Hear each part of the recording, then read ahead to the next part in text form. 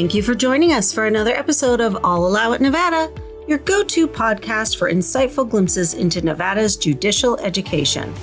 I'm Anne-Marie Mayu, your host. And I'm Seth Easley, your co-host. Together, we proudly represent the Supreme Court of Nevada Administrative Office of the Court Judicial Branch Training Unit. That's right, Seth. And today we are diving into the Mobile Outreach Safety Team, or we will refer to it as MOST. So, Seth, can you please introduce our esteemed guests that are here in studio? Absolutely. So today we have the pleasure of welcoming Becca Bach, licensed clinical social worker, and Mike Gibson, behavioral health police officer, to the studio. Thank you both very much for taking the time to speak with us today. Of course. You're welcome. Thank you. All right. So first, could you just provide a brief overview of what the Mobile Outreach Safety Team is? So the Mobile Outreach Safety Team was developed in Carson City in 2014, and it's a co-responder unit that responds to behavioral health calls. So that's suicide, homicidal, people that are having some kind of crisis in our community. So we've been running about 10 years, and we've come to having two teams because there's the mass volume of calls that we get. And so that's pretty much. I'm a state employee, so I'm working for the Division of Public and Behavioral Health and on loan to the Sheriff's Office. And I've been here 10 years with MOST. And I think it's important to demonstrate, too, when Becca first came to the Sheriff's Office, her initial role was going out with all the patrol deputies, whoever she was assigned to for that patrol shift. So Becca could be assigned to a said deputy for that day and go to traffic accidents, petty larcenies, anything to do with crime, not necessarily just behavioral health. So as the program evolved, the sheriff saw the insight to have Becca go full-time with a deputy assigned to that program as well. So now our two full-time teams, that's all we do. We don't have to go to any crime calls, any frauds, domestic batteries, things of that nature, unless we're requested by the patrol deputy that goes there first. If they see a behavioral health component or a major substance abuse component to the call that they think we can help out with, then they'll get a hold of us and have us respond to the call to try and navigate what needs to be navigated on that specific call. But we're pretty much primarily a self-dispatching unit. So throughout our patrol shift in a 10-hour shift, while we're out doing our normal duties, if a call for service comes to dispatch that we think we can handle and keep patrol from having to go to so that they can handle the crime calls, then we'll jump that call and go handle those calls. So it keeps patrol free to take care of the citizens in the community. So what are the typical scenario situations in which MOST would be called upon to intervene? And can you briefly describe one of those responses? So there's nothing typical about our calls for service. But usually it's somebody experiencing a crisis. So most of the calls we're jumping are somebody who's trying to kill themselves or has taken an overdose. But there's such a wide variety of calls that we attend to. Mostly of them all have like a mental health component. So someone's experiencing a crisis who might be delusional or hallucinating, who need to be taken to our Mallory Crisis Stabilization Unit. So typically it's people in crisis. And I think one thing to point out that's important is that the teams are designed in such a way that we're not rushed on any specific call. So if we get to a call to help with the behavioral health component, our teams are designed, if we have to stay there for an hour, 2, 3 hours to deal with that situation, we're allotted that time. So we're not being pulled from our calls to go do something else. If we're unavailable, we're unavailable. But again, we're allotted. So when patrol goes to a normal call, they have like they have to hurry, not really hurry, but they have to process that call and clear that call as soon as possible so they can get to their next call that may be pending for them. Then most teams were not built that way or designed that way. So again, we're able to get there, find out the solution, slow things down. What do we have to do to get this person de-escalated at a crisis? And again, like Becca said, maybe that's getting him, an illegal 2000 over to Mallory, or diverting from Mallory, get him to the hospital, or maybe just connecting them to food for the day, taking them over to Fish and dropping them off at Fish. And I bet a lot of these calls, there's a lot of time that needs to be spent anyway, just to approach it very skillfully and like you said, to de-escalate the situation. Yeah. We'd rather spend the time on the front end of a call. Sure. And so then we know deputies aren't going back again and again to that same person. So we will, if we see somebody who's escalating throughout the day, we know we need to help that person because otherwise swing and graveyard will be being called out on them. And therefore pulled away from maybe another new call maybe that has come in. Right. So you said you had 2 teams. How many of each? So there's 2 LCSW, so licensed clinical social worker, Becca being one of them. Okay. And then Brittany Bauman is our second clinician. Okay. And then Deputy Israel Loyola is our second most deputy. Okay, so you guys touched a little bit already on collaborating with different agencies. Are there any other agencies that you guys collaborate with to ensure that there is comprehensive care and response to these calls? Most definitely. So most doesn't work in a vacuum. We have to work with all the other agencies in the community. So we primarily work with Health and Human Services for housing, Fish for shelter and food, Ron Wood Resource Center, and our CCBHCs, which are our certified community behavioral health centers. So they are like community counseling center is one CCBHC who we can divert to. So if we have a subacute crisis, meaning we're not going to Mallory or the ER, we can divert right to community counseling center, and they'll take care of that person, like get them into therapy or their substance use program. And who else do we work with? Nevada Dream Center for food. They'll secure sometimes hotel fundings for people that find themselves stuck in Carson City. They'll have hotel vouchers or pay for hotel fees. And then a really big push out to Spirit of Hope. She's really instrumental in placing a lot of our folks into her group housing. She has 15 to 16 group houses that she operates out of, but very instrumental in being able to help us out with placement. So just for anyone in our audience who might not know, so what is FISH? So Friends in Service Helping is FISH, and they have a men and women's shelter. They have food every day. So they have a cafeteria where people can get a hot meal every day. They have a medical center where they have doctors to see people for maybe diabetes or high blood pressure. They have some kind of they have showers, laundry. And now they have that new project. Those new homes are opening up for like educational type living for people that are going to go to college. They can live at the dorm over next to FISH. And as long as they're enrolled in school. And then another person at Ron Wood Center, we use Ron Woods as well. So, and like Becca was saying with FISH and Ron Woods, they do a little bit of case management as well. So they can help people navigate towards getting driver's licenses, getting appointments at DMV. Because without a driver's license or identification for a lot of the homeless people, they can't get their services, Social Security, things of that nature to be able to have an income. So it's very important. If they're new to our community or whatever, then we'll kind of network people into those locations to make sure they're getting connected to get those documents. That's a great resource. I didn't even know they did all that. So yeah. And you also mentioned Mallory. So Mallory is our psychiatric crisis stabilization unit. So essentially it's a psych ER, and they've been here since 2017, and they serve the region. So a lot of people from the region who are in crisis will go to Mallory, oftentimes on a hold. A crisis hold is a person who's trying to kill themselves, trying to kill somebody else, or they're failing to thrive. So maybe they're walking in traffic naked, or they don't have shoes and socks on, and they're delirious. Law enforcement will commonly place those folks on holds, and they're taken to Mallory for an inpatient psychiatric stay at Behavioral Health Services, which is right next door to Mallory. Thank you. Mm-hmm. Yeah, maybe to touch a little bit more on that failure to thrive as well, like Becca alluded to. So we could be going to perform a welfare check. We do a lot of those throughout the day on maybe an elderly subject, and we go inside and sometimes we'll see gas burners on with no flame, things of that nature. So we're looking for those safety precautions inside that home. Is there food inside the home? I mean, we've opened up refrigerators where you have gnats flying out at you. I have a freezer. You're like, how do these things even survive in here, right? But I mean, that's just some of the conditions that some of our elderly folks are in. And when we're able to get that welfare check, we get in there, we do our investigation, or not investigation because it's not criminal, but we do our assessment. We're looking at the food, and we'll find expired food. And we'll see expired food sitting out. It's been out there for 2 months.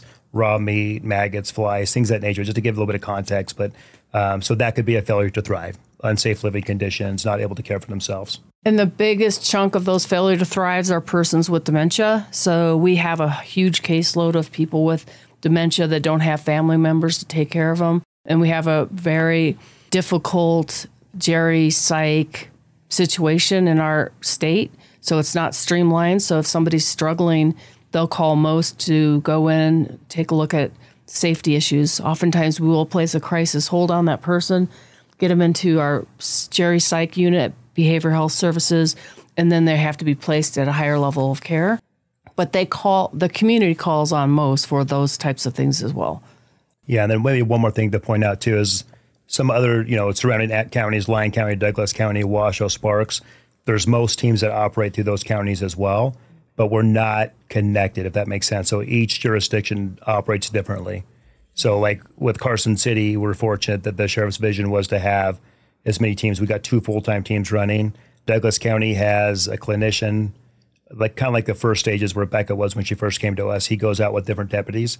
I think they're getting ready to assign a deputy permanently to Douglas County's most officers. So hopefully they'll be up and running. I think Lyon County's full-time now with a deputy and a clinician as well. But we'll connect with each other periodically, bounce things off, because some of our clients are theirs and theirs are ours.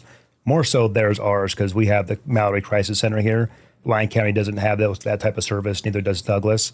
So all the surrounding communities, if they've got somebody in crisis, law enforcement will bring them to Mallory here for stabilization. And then when they're done here, then maybe we get involved, we connect with them to try and get them back to the community if we can. Now, the Mallory Center is here in Carson City. Correct. And then I know we have a fish here. Mm-hmm.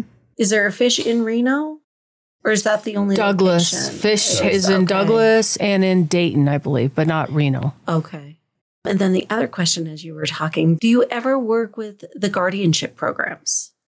Yes, we work closely with the public guardian. So if we have a situation where there's somebody we think is incompetent, we work closely with them to get an evaluation, a cognitive evaluation. So mostly by a neurologist.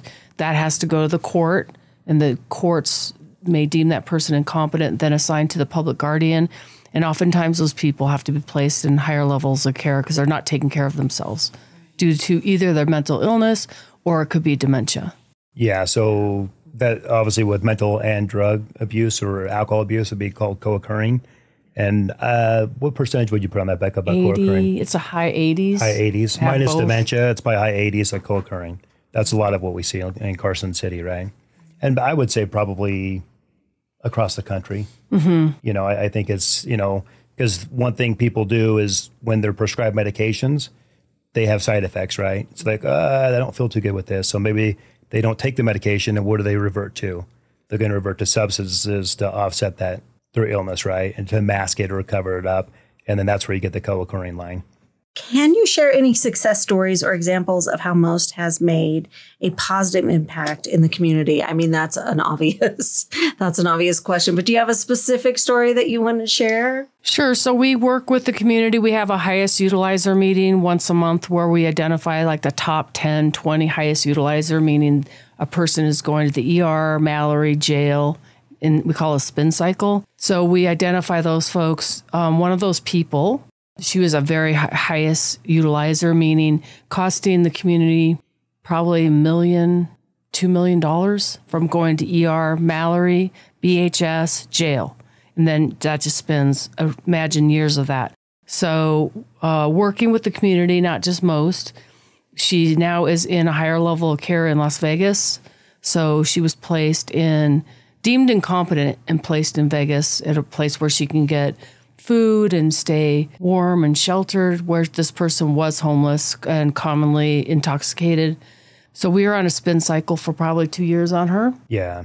I think it's important to kind of point out too that when we talk about being competent or incompetent for your well-being, is that it's during that specific assessment, right? So somebody can be deemed incompetent during a set assessment, but they can be restored to competency, and then the guardianship dissolves because now they're competent, right? So sometimes we'll get folks that cycle through that, and she was one of them where she'd be deemed incompetent, then she would be cared for a little bit, and then she would get competency back, and she'd be back out again, drinking alcohol, things of that nature. And that's kind of where that spin cycle starts evolving, we say maybe a broken system, in that sense, like there's got to be something else we can do on this, right? Because if not, it just keeps spinning, Then that takes me to our judges, which is our main audience that listen to this podcast, although open to the public. The competency piece is really important, that they they get that right. I mean, they're human, make mistakes just like the rest of us, but it sounds like that's really important to make sure that we don't keep running in that circle. Well, and even to them, it's hard because like our crisis assessments in the moment, that's what they are. They're an in-moment assessment of right now, what's happening right now. And it's the same thing. If somebody presents well, they could be deemed competent of that day's presentation, but the next day, maybe they're incompetent, right? So, but I don't know, maybe getting more backstory, using historical data on somebody to say, hey, this said person historically, they're competent, but then weeks later, they're found incompetent. And then that cycle starts. So if they can use historical data somehow, some way through legislative, to try and make that a little bit easier, because ultimately it's safeguarding that individual person, right? And the community. And the community. Yeah, absolutely. Yeah. We're not always talking about dollars and cents. We're really talking about quality of life. So this woman had no quality of life. She was in a wheelchair rolling around town, homeless. So essentially now she's being cared for. So it's really quality of life issues. And being able to live with that dignity. Absolutely. Yeah. So from a broader perspective, how does the existence of MOST contribute to the overall goals of law enforcement and public safety within Carson City? I think it's the MOST teams, 1 and 2 of both teams. We do a crisis intervention training twice a year, one in April, one in November. That training it's geared towards law enforcement, but we open it up. Actually, this time, November, we're going to open up regional, just so we can get a good mix, because usually it's law enforcement and then social workers or community members in Carson City that'll come to our trainings.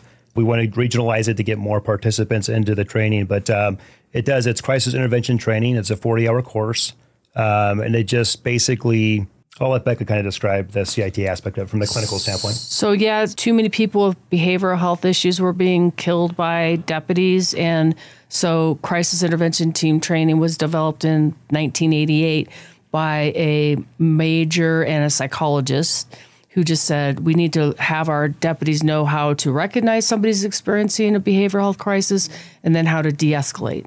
So since CIT has been out, use of forces are down, deaths are down. So Carson City Sheriff's Office, Sheriff Furlong has 90% of his deputies trained. So you have deputies out there that are able to place crisis holds themselves, be able to recognize somebody needs help, so they refer to MOST. So that's for sure part of the CIT. Yeah. I think from a deputy's perspective, in the academies, we're taught to rush. You got the next call pending. Sergeants are on you. We got to clear. Dispatches requesting deputies to clear because something's happening in the city. So naturally, deputies are always in a rush to get to the next call, right? Where our units, the MOST units, again, we could take our time on the calls. But CIT, what we train the deputies is, let's take an extra 5 minutes. Let's take an extra 10 minutes to recognize what's really going on so that we can actually try to solve that problem without having to go to use of force, right? Because sometimes if a deputy says, hey, put your hands up, or gives an authoritative order to somebody, they don't comply with it, it could be because of something else, right? So we teach the deputies to recognize, what do we have at play here? Are they just being defiant and not wanting to listen, or is there a mental health component here, right?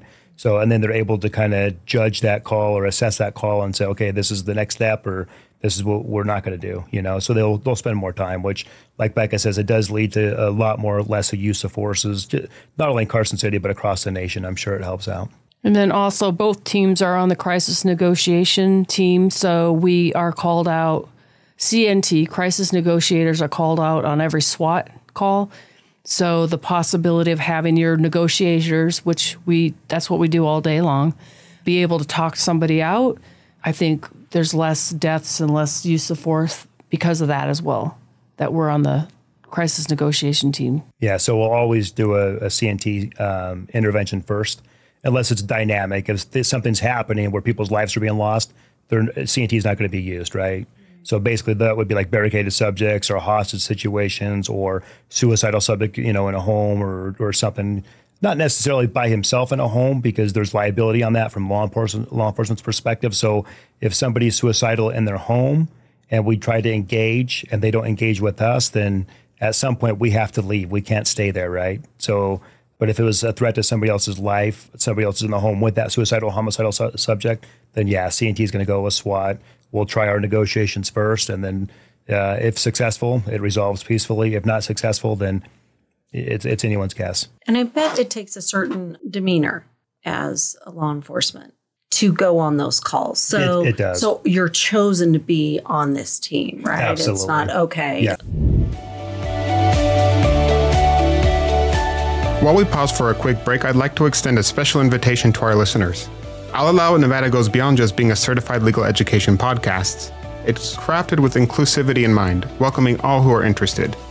Our goal is to foster connections with communities and offer valuable insights into the Nevada judiciary. If you found our episode enjoyable, we encourage you to spread the word and share this experience with your friends and family. Your support is greatly appreciated. I'm sure you face daily some significant challenges. I mean, just being in this realm of mental health always is. Are there some that stand out more than others and you see them consistently? I would say affordable housing is one of our biggest challenges in Carson City and actually in the state of Nevada. So we can help people get therapeutic services fairly quickly, if they need crisis stabilization fairly quickly, but then once they're done, they're out on the street. And it's really hard to keep somebody stabilized when they're homeless and struggling to just stay alive, really. Yes. I could see that being a And major I'd say issue. another thing for Carson City specifically is our adolescents. So adolescents, if there's crisis in their world, then they basically, we take them on a crisis hold to the ER, Carstyle Hospital, drop them there, and then they ultimately end up going up to Reno Behavioral Health. That's the closest psych ward for adolescent. So when we go to presentations, things of that nature, we like to kind of highlight that area as well. But I think CTH might be moving towards something locally in Carson to help with the adolescents. So that may be something that's going to come to fruition hopefully soon. Are there any other challenges that most as an organization faces? I would speak to that by saying it's been many, many years, but we were working, obviously we work with a lot of the community. We work with churches, Ron Woods, Fish, and we're always looking for, somebody struggling, they need a tank of gas. They need to get from Carson City maybe back to Florida. They need a bus ticket, a plane ticket, or they need a car repair, or they need rent paid or something. So maybe it's a financial issue. We're able to liaison back over to those organizations that we work close with, but not every time are we able to secure funds, right? So something new that the MOST program has created through the Sheriff's Office is we are set up for donations at the Carson City Sheriff's Office. So anybody in the community can drop off donations to the Carson City Sheriff's Office MOST program, and those funds will go into an account that we can pull from, so that if we do look for a resource allocation and we're unable to secure that, we'll have our own kind of little nest egg or whatever to be able to pull from that to help the person that's in crisis. So in what ways does MOST contribute to diverting individuals away from the criminal justice system? That's our primary function, is jail diversion. That's why the program's so important, because the two main places people get help for mental illness is in our jails and in our prisons. So what we don't want is, what the sheriff does not want, is people with behavioral health issues in his jail. And so the MOST was developed to divert people. So if we hear calls that we can jump, maybe a deputy may arrest just because it's easier. I can give an example. This morning, we were trying to help a woman who was just kicked out of her apartment after 16 years of being there, and she had a warrant for arrest, but we didn't look at that. We're there because she was in crisis. We got her over to Fish. Fish put her in the female shelter. So we're able to kind of work around the edges just to make sure people are getting help and not going to jail. Yeah, so take that scenario. Had patrol showed up on that without us being involved in it, it would have been an automatic arrest for them in most cases, right? Obviously, we gave her the advice, hey, check in with the courts, make sure you get it squared away with them because there is a warrant for your arrest. So we do advise the subject that it is. And these are low-level warrants, misdemeanor warrants, right? If it's a felony warrant, we don't have discretion on felonies. They'll have to go in no matter what. So, but obviously, if that was to transpire on this morning's call, we would have called patrol over to make the arrest because we don't want our attachment as the arresting unit. And it could de-establish our rapport with them if we have to navigate or help them in the future, right? So we don't want to be the arrest team. So we'd really take anybody into jail unless we get on scene, they're uncooperative and something goes down where we have to engage it, then they would go to jail with us. But we try hard not to have people go to jail in our car, if that makes sense. We take them to the mental hospitals and network them to the community services. So, and we do also work with our justice courts. So let's say, for instance, that we go out with a client and say they're having financial straps or they're in crisis because of a warrant misdemeanor. We have worked with the courts in the past to get a hold of the DA's office and say, hey, this issue is really setting our client off. Can you help us out on this? And in most cases, they'll work with us to dissolve the warrant and make other means on it. Now, can the judges call on you if they feel like, if they have someone in front of them where they feel like they could benefit from what you do and what you offer? Can they reach out to you themselves? That happens quite frequently. So, does it? Okay. Upon release from custody from the jail, if they have one now, they're trying to network us in on. They want to release the said person, but she's very mentally ill, so they want to kind of develop maybe a strategic game plan upon her release, and that could be as simple as most going to the jail, picking her up, driving her over to her house, connecting back with her family, making sure the family's wrapped it a little bit with coaching and instruction on what they need to do to help their mother. And then it could be as simple as that.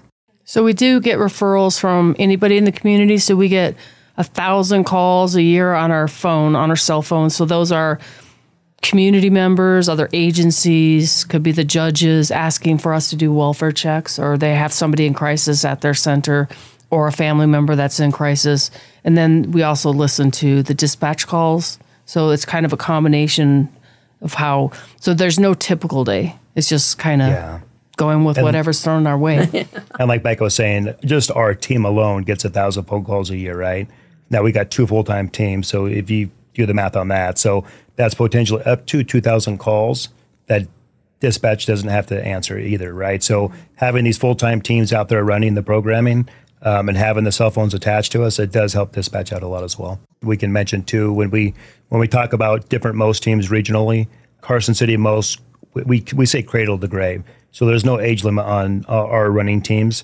I think Douglas County, did Douglas County have an age limit? Yeah, they don't do kids, I don't think. So no adolescents. Yeah. Lyon County, no adolescents either. So they're just dealing with the adult populations in their regional area, their local area, I should say. So, but when we like to say the buck stops with us, and when we get there, we're putting that puzzle together. So what do we get in the beginning, and how are we going to complete that puzzle? So that's kind of how we navigate those. Okay, this is what we got. We're putting the pieces together, and that's connectivity. Just connecting these people to those resources and appointments or whatever's going to dissolve that crisis for them in that moment. And I think it's important. I don't think we spoke about this, but a crisis is a crisis is a crisis, right? It's defined by the person experiencing it. It's not defined by law enforcement, the doctors, the assessor that's doing the assessment. It's defined by the person in crisis. So there's no typical. No, you don't argue with somebody because they're like, they're freaking out or something. You don't argue at that point. Like it could be they lost their pencil. It's like, oh my God, it sets them off. And to us, we're like, woo, but that's where we go. We slow it down. To them, it's a crisis. We're going to deal with it as that. And it is important to note regarding resources, we do have 3 assertive community treatment teams in Carson City. So they are a specialized team of a nurse, case manager, and therapist that go to the person in the community for treatment. So they're important because we are dealing most is working with the most acute clientele, and they're very accustomed to working with that clientele, very acute. So they can't make an appointment because they're very delusional or hallucinating. So they will find that person and go see that person in the community. So 3 ACT teams. Wow. So how do you work with FAST? Because we had Sherilyn on a podcast and recorded, and she gave us a nice overview of her program. Is she one of your resources? Are you one of hers? How does that work? We talk to her every week, of course. Our jail has a psychologist. His name is Dr. Joe McEllistrom. So we communicate with him sometimes daily regarding a person who's coming into jail that we're aware of, that we may advocate for them to be in the mental health court or FAST. So we work with the whole jail system because we want to make sure the jail psychologist knows there's somebody's struggling. They need to have those specialty units like the mental health court or FAST. That's great. That's great that you have that collaboration to get them the best care. Yeah. So, looking ahead for most, what are some future goals, aspirations, initiatives for most? If you were to ask the sheriff, Yeah. he would say we're definitely having a third team. So he's looking strongly at developing a third team, and how that is structured, I'm not sure. And I think another thing to add to that is we're also most 1 and 2 right now. We're in charge of new to us. We've helped program it for officer wellness and coordinating that and peer support programming internally in the sheriff's office. So our peer support program is going to roll out July-ish.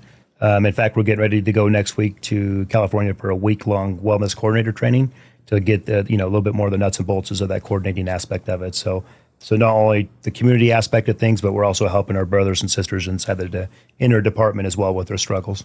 I think that's definitely part of our biggest goal this year is to solidify the programming of that peer support and wellness for sure, so we can keep our deputies healthy. And if they're healthy, they're responding to calls in a healthful way. Yeah, and maybe a little bit happier, right?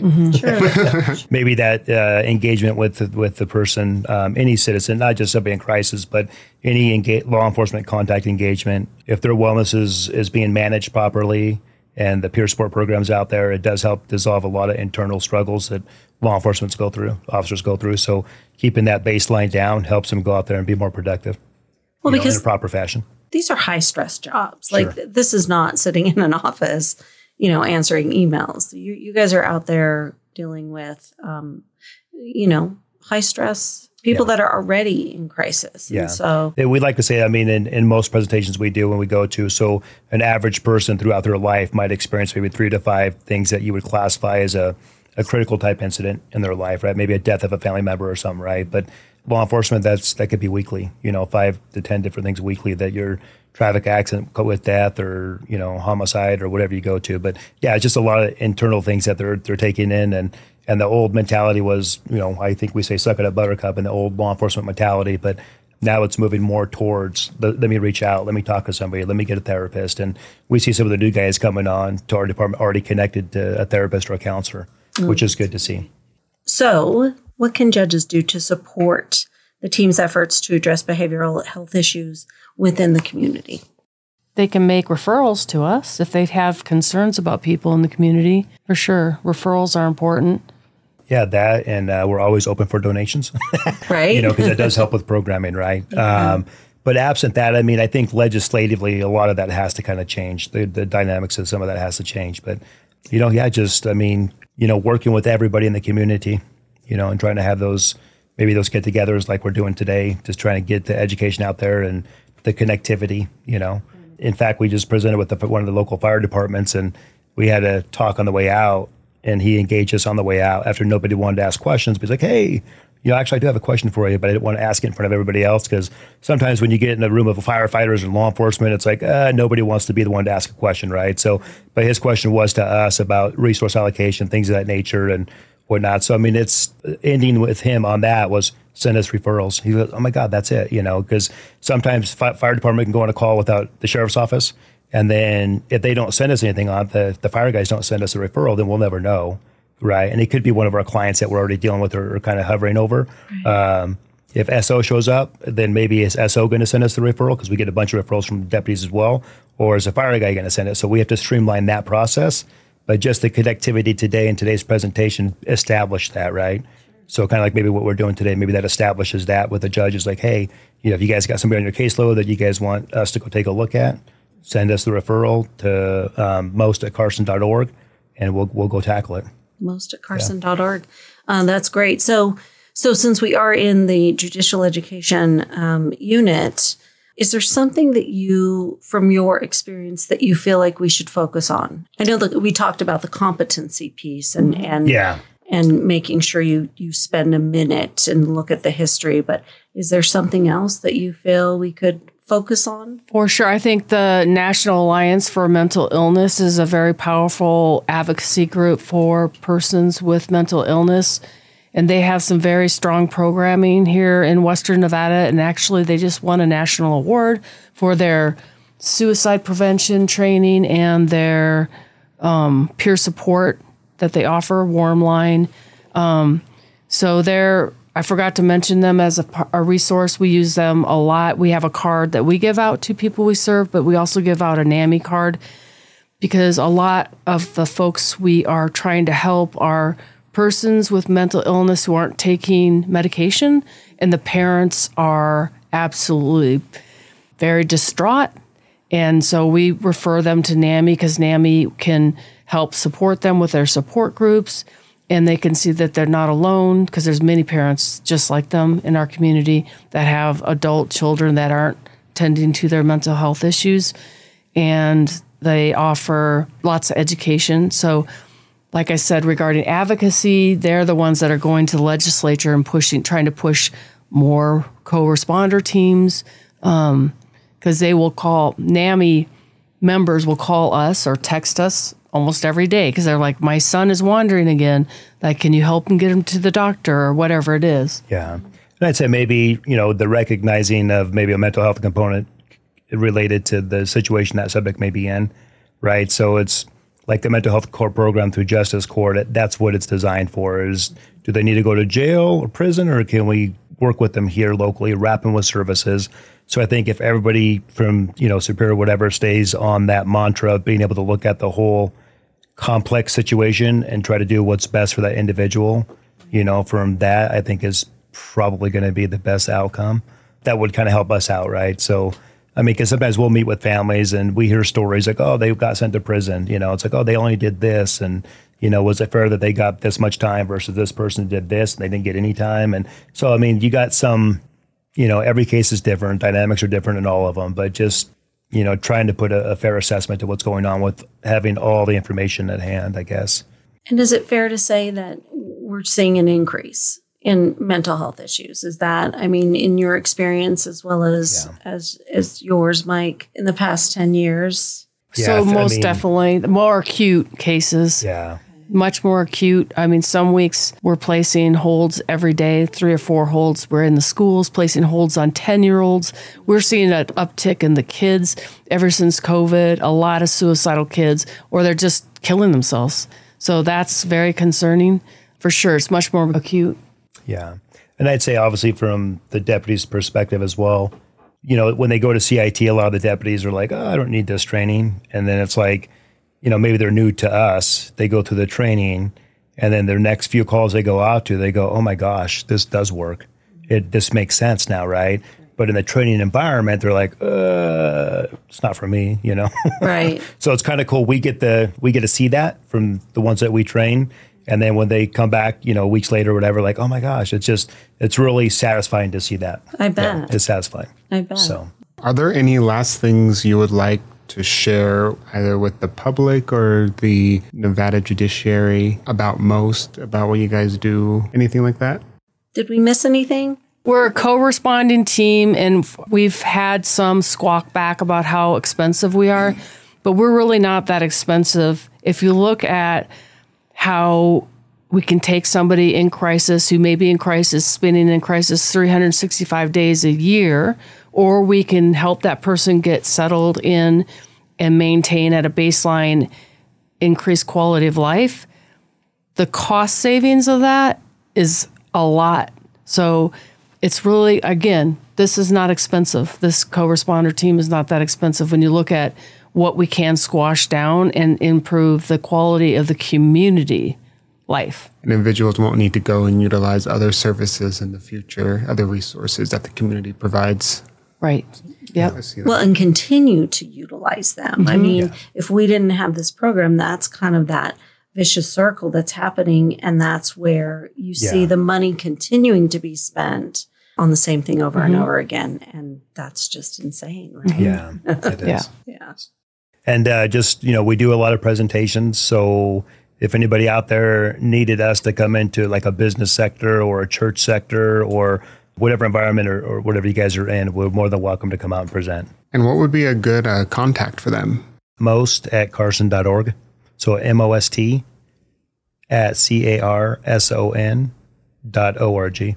All right. Well, thank you, Becca and Mike, for coming in and speaking with us about MOST. I learned a lot. I did not really know much about your guys' organization. You providing a lot of valuable resources to our community, and I think it's great. Thanks again. Cool. Nice. Thank you, guys. Thank you. A heartfelt appreciation to our guests and to everyone who has tuned into this episode. Before we wrap up, here are a couple of important reminders. For continuing legal education credit, be sure to complete a certificate of attendance and email it to jepodcast@nvcourts.nv.gov.